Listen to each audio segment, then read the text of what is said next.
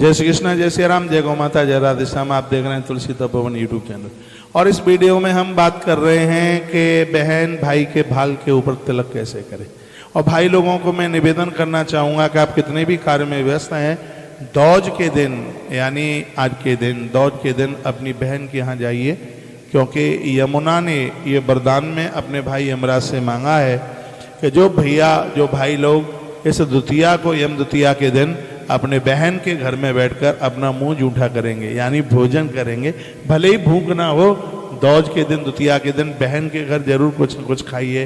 तो यमुना ने ये वरदान में मांगा है, ना तुम उसके घर जाओगे ना तुम्हारे दूत उसके घर जाएंगे, उसकी कभी अकाल मृत्यु ना हो, उसका आयुष बढ़े, मुझे मांगे दे दीजिए। और यमराज ने ये मांगे दिया है। इसलिए मैं कहना चाहूँगा कि भाई दौज के दिन सभी भाई लोग अपनी बहन के यहाँ जरूर जाया करें, जरूर जाए।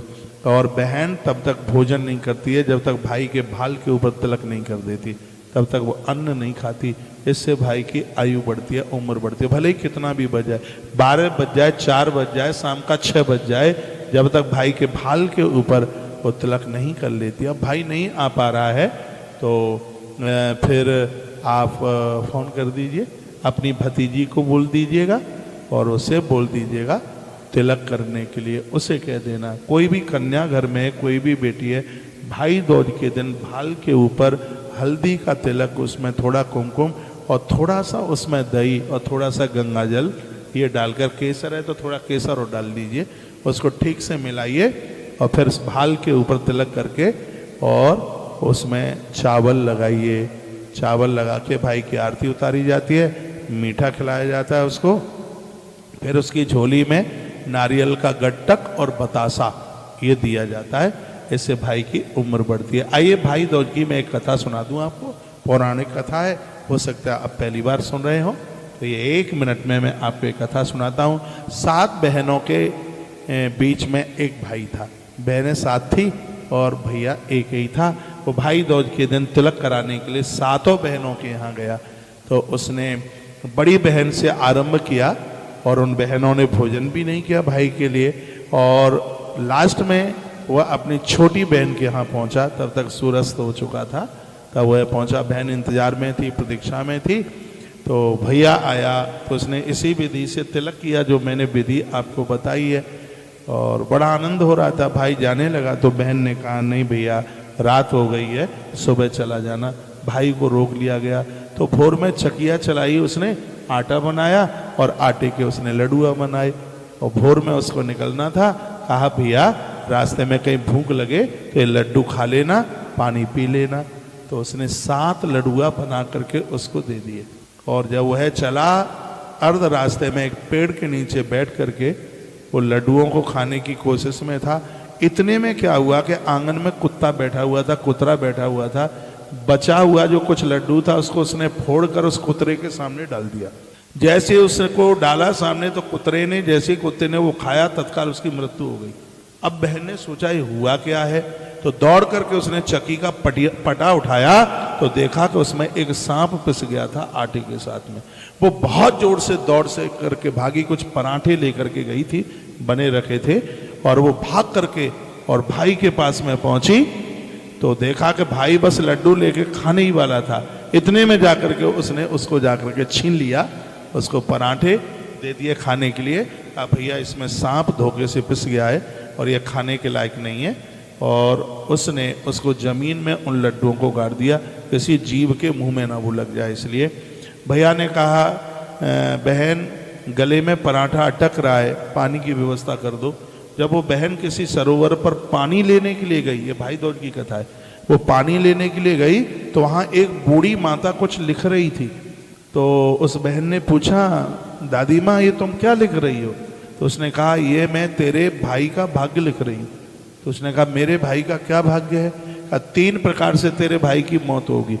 एक तो बहन के द्वारा लड्डू बनाने से उसकी मौत, यदि उस समय यदि वो बच गया तो जब वो बारात लेकर के जाएगा शादी के लिए तो दरवाजे पर मस्तिष्क टकरा करके उसकी मृत्यु हो जाएगी। तो उसने कहा कि दरवाजे से मस्तिष्क ना टकराए, इसका कोई उपाय भी है? कि हाँ उपाय है इसका।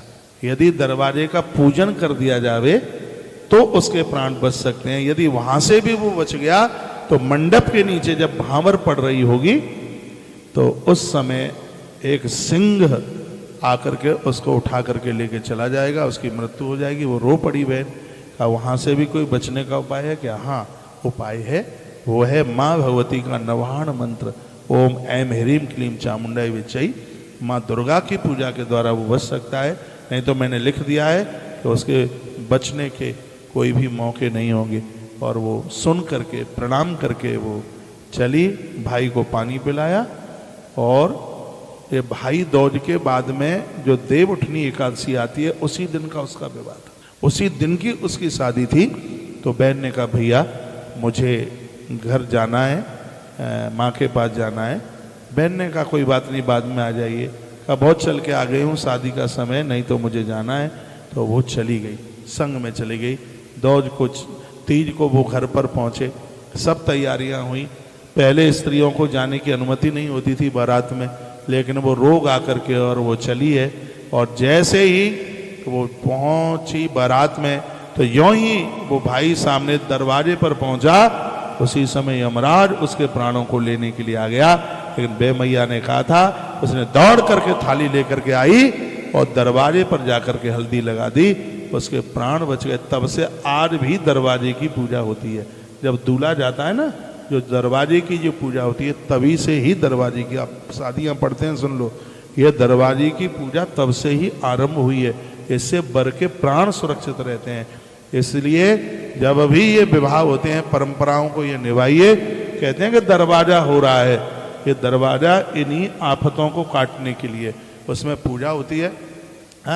हाँ ये वही है, ये वही है, उसी से ही उसके प्राण, ये उसने कराया था।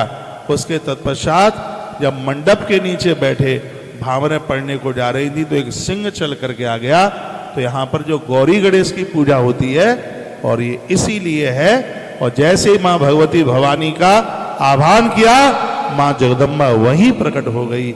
सिंह ने चरणों में वंदन प्रणाम किया, उसके भाई के प्राण बच गए।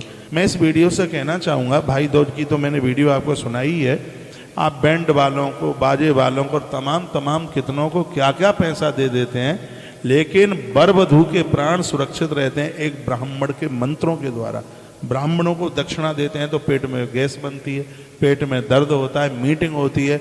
1100 रुपया ब्राह्मण को देने में पूरा खानदान इकट्ठा हो जाता है। ये बहुत बड़ी दुविधा की बात है।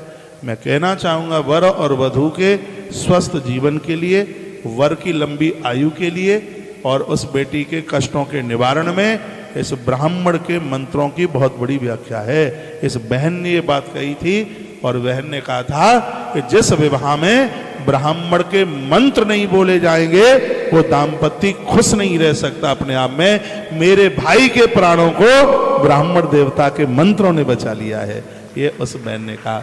भाई दौज की ये मैंने कथा आपके बीच में रखी है। तो अपने भाई के भाल के ऊपर ऐसे तिलक करना। भैया जो दक्षिणा देता है तो वो ये कहता है कि बहन मैं अपने परिवार को भूल सकता हूँ, मैं तुझे नहीं भूल सकता। तो उसकी जो दी गई दक्षिणा इस बात का इशारा करती है कि जहाँ तेरा पसीना गिरेगा वहाँ भाई का रक्त बह जाएगा। बहन और भाई से पवित्र रिश्ता इस दुनिया में कोई दूसरा हो ही नहीं सकता। और बहन जब भाल पर टीका करती है तो वो यह कहती है कि मेरा भाई कोई साधारण नहीं है, ये राजा है। तो उसके मन की ऐसी भावना होती है। हर बहन अपने भाई की लंबी आयु, दीर्घायु चाहती है। और जब हम उससे तिलक करते हैं हल्दी से, ये दीर्घायु का प्रतीक है। जो बहनें मुझे सुन पा रही हैं, पिसी हुई हल्दी, उसमें थोड़ा गंगा जल मिलाएं, थोड़ा सा कुमकुम और थोड़ा सा उसमें दही जरूर मिलाएं। उसको ऐसे मिला करके फिर आप भाई के भाल पर तिलक और उसके ऊपर चावल जरूर लगाएं। इससे भाई का आयुष बढ़ेगा, उसकी तरक्की बढ़ेगी। और जिस समय आप उसको मीठा खिलाते हैं, आधा चम्मच दही और खिलाया जाता है उसमें। दही, ये दही संपदा का प्रतीक है। मीठे में थोड़ा गुड़ लिया जाता है, हल्का सा।